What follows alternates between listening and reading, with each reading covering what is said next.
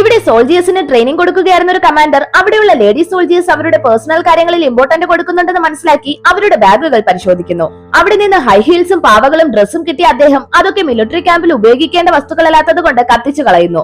അതിനുശേഷം അടുത്ത ട്രെയിനിങ് കൊടുക്കുന്ന ടൈമിൽ ആ കമാൻഡർ ഒളിച്ചിരിക്കുന്ന ഓരോ സോൾജിയേഴ്സിനെയും കണ്ടുപിടിച്ച് അവർക്ക് നേരെ കല്ലുകൾ എറിയുന്നു. പക്ഷെ കൂട്ടത്തിൽ ഒരു സ്നൈപ്പറിനെ മാത്രം അദ്ദേഹത്തിന് കണ്ടെത്താൻ കഴിഞ്ഞില്ല.